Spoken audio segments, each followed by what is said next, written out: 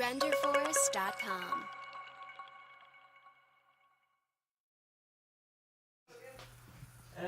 Hi there and welcome back. I am Trisha Peach, the host of the Peach Buzz, all about what's happening now and what's happening next in ministry, what's next on that horizon. I'm so glad you've come back to the show. If you haven't yet, please subscribe and share. You don't want to miss a thing that we've got coming up. Next week I'll be in Michigan interviewing some incredible pastors at CM Connect Conference in Michigan, and I don't want you to miss a thing.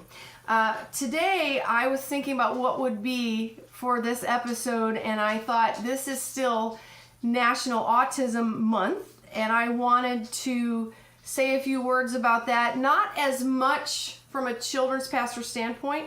I have been a full-time staff children's pastor for 17 years, much of that in a church of 3,000.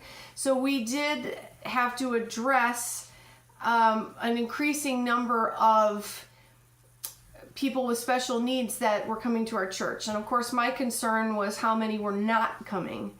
Because as we know, for reasons we don't understand why, but autism is skyrocketing all across our nation and other nations, and other special needs as well. We don't know why, but that is what it is. And a lot of churches are struggling right now trying to figure out how to address that. What do we do with so many families coming in with special needs? And I wanted to talk about that somewhat. I'll probably do a show in the future of what a church can do to better serve families with special needs.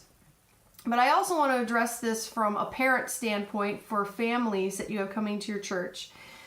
One thing I found as a children's pastor is many times the parent rejects any kind of a diagnosis at first.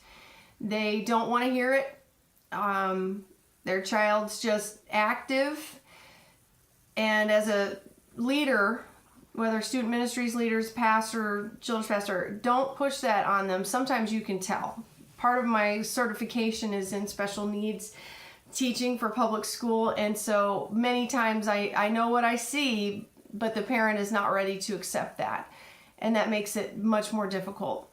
But I understand in part, because when my son was 7, my son Logan, a behavioral therapist let us know that our son was showing signs of Asperger's, which now, of course, is on the autism spectrum. And as a mom, from my heart, that was so hard to hear because I had so many misconceptions about autism. I thought that meant he would never speak, that never be able to hold a job, never hold conversations. They told me he won't be funny, he won't be able to understand humor. And that was all completely wrong, as you're about to see. Because I'm having my son guest star today. He's going to be here in just a second. But all of that was false preconceptions that I had. Autism is a spectrum, and most special needs are a spectrum. I think my husband had trouble accepting that as well. He was, Logan's just active. But as we started noticing, he's having trouble tying his shoes, holding a pencil, focusing in class. What we felt was a tragedy, the end of the world, when he was diagnosed, all your hopes and dreams, really, that was a huge open door. That was a huge open door for us because he got OT therapy, being able to tie his shoes and hold a pencil. He got so much help in the school, being able to communicate with others and interact. And he is a 9th grader now, and his teachers had no idea that he was on the autism spectrum. That's what a huge difference being in those programs has made. Now, I'm not guaranteeing that would be someone else's result, because every child is an individual. Every child has their own path. What I'm saying is that diagnosis is not the end of the world. That is not the pronouncement of doom. In fact, it can be a door open to get that child the help they need, and you don't know the potential that they have. They have incredible potential to do great things for God. Logan amazes me on a daily basis and has helped me I believe, be more compassionate towards parents who have special needs children, and those parents that no, my child does not have, and they just can't accept it yet. But when they get ready to accept it, I can be there and say, this isn't the end of the world. Your child is a miracle from God, and God has a fantastic plan for their life. God's going to open your heart in ways you can't begin to understand. I want to thank that behavioral therapist who I do believe is watching. She was right, and she has done amazing things working with our son. So I want you to meet my son next. He's coming on, and we're going to talk about his major challenges, because if we're talking about what the church can do to help these families and these children with autism for National Autism Month, I think we should interview someone with autism who can tell us a little bit more about the challenges he faces at church and some things that we as ministry leaders should know. So I don't know how he's going to respond, but let's talk to Logan and see what he has to say. And I would love it if you would comment below with maybe your experiences as a parent of a special needs child, or your experiences in ministry working with a child with special needs. God opened my eyes and my heart, and I love doing ministry now with special needs kids. I like to take the special needs class whenever I can, as well as, the regular class. I love what I do. So comment below, let us know what you're feeling, and without any further ado, I want you to meet my son Logan.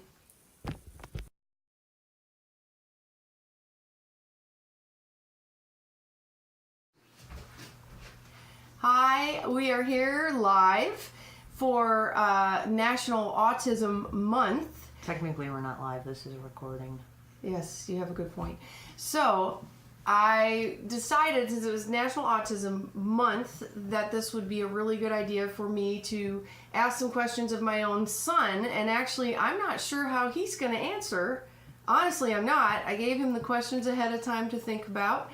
My son has high-functioning autism, so I thought it would be great to ask from his perspective. I literally have someone in my own house who could answer some of these questions for us. So I know you've been wearing your autism t-shirt for National Autism Month. Logan is 14 and in 9th grade. So could you tell me some of the challenges that you face on a daily basis that maybe we would not, that a neurotypical person wouldn't face or wouldn't understand? Maybe when you go to school, or when we go to the grocery store. What are some of the challenges that you or someone else with autism might face? Socializing is obviously the biggest one. It's very difficult for me to talk to someone, keep up a conversation. Sometimes it's like screaming in my mind. I want to say something, but at the same time, it's the other side of my brain going, bad at conversations, don't try it. Another thing that I have problems with is major anxiety. Even the biggest problem, even the smallest problem, can be much bigger in comparison, just because of anxiety. And I'm not sure if that's autism linked. It could be. Yeah. Possibly.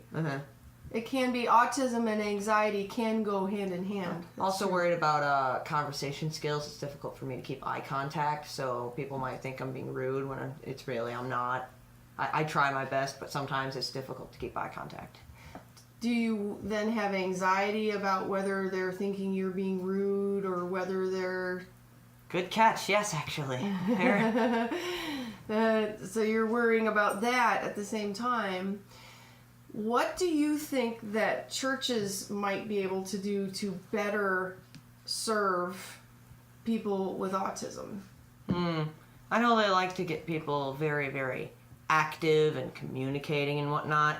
Sometimes that's a problem for me because I'm not the biggest fan of communicating with people. So, I mean, maybe if they gave us an option to not do that. To not be forced to talk or be forced to communicate up in front? Yeah. And letting our creativity flow is also a very good idea, because what do you think we do all the time? Other than that, I can't really think of anything. Okay. So I had never thought of that before. Being an extrovert, they usually have to pry the microphone out of my hands and say, hey, stop talking. So it's quite the opposite. So at youth group, I know you have small group and large group. Which would be your favorite? I guess they both have their upsides and downsides. Small group, definitely problematic because they force you to talk with their questions. Large group can be easier, but it's also pretty boring. Ah. So I guess it all depends. Okay.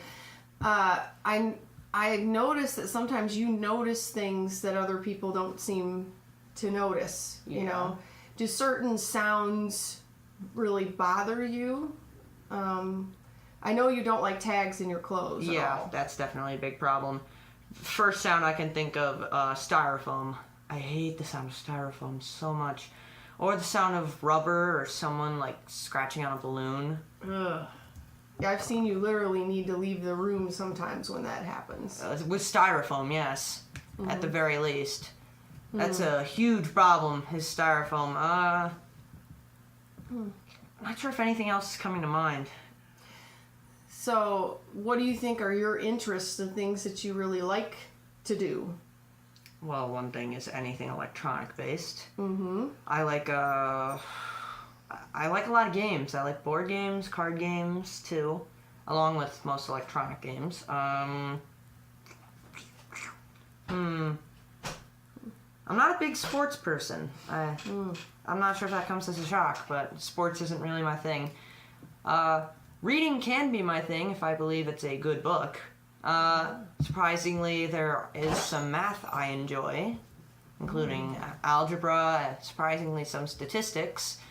You're pretty good at that. Yes, you are. Yeah. Science isn't really my thing though, but I can definitely do math when needed. And oh, definitely. sometimes I find enjoyment doing complicated math. And you're a lot better at it than your mom is, that's just, for sure. Just for some entertainment. Your mom is terrible at that. Just for a rainy day. Well, lastly, what do you think are some misconceptions or misperceptions that people may have about autism, about people with autism? I know one thing is that simply we just aren't good at socializing. It's much more than that. There are plenty of things about us. We don't like the tags, certain annoying sounds. When it comes to bad socializing, many different things can come along with that, such as annoying, awkward sitting positions, not being able to keep eye to eye with people, just annoying clothes. Sometimes I pay too much attention to the background because my eyes are wandering so much, so they're talking and I'm like, oh, yeah, that's nice. So do you think maybe a misperception would be they assume you didn't hear them or you're not paying attention, but you were? It's not a misperception. I'm not paying attention because my eyes are wandering. I have to mentally think to pay attention.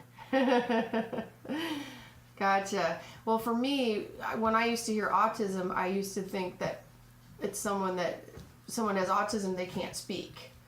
And that's obviously not true. Autism is a spectrum. Yes. And I met so many wonderful people now with autism that they hold jobs, they have friends, they have marriages and jobs and interests. They have other challenges. They're not neurotypical. They have, their own way of doing things. All without speaking. You were talking at like 7-8 months old. I know.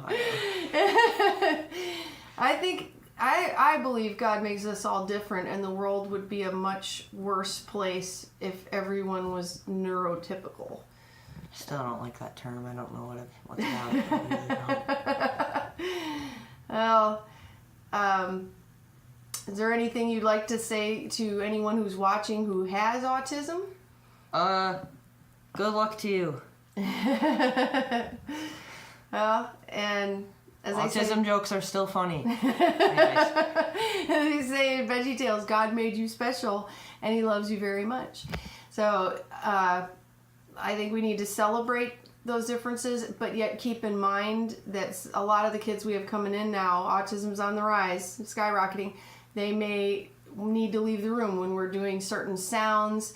And they may not be being rude. They may have anxiety about talking up front or trying to make friends. And they may be paying attention to you or having trouble paying attention to you. It's not out of rudeness. It's part of living with autism. Mm-hmm. So it's the more you know, the better we can be at ministry. Yes. So I want to thank my son, Logan, for taking time out of his busy evening to be interviewed and to think about the interview questions ahead of time. I appreciate that, son. That was thoughtful. It was well thought out. You can tell, I think a lot of him. He's a fantastic young man. Very proud of my son. So thank you so much for joining us again on the Peach Buzz. I hope I'll see you next week. Be interviewing pastors at CM Connect Conference in Michigan. So talk to you soon. Thank you and God bless. Bye-bye.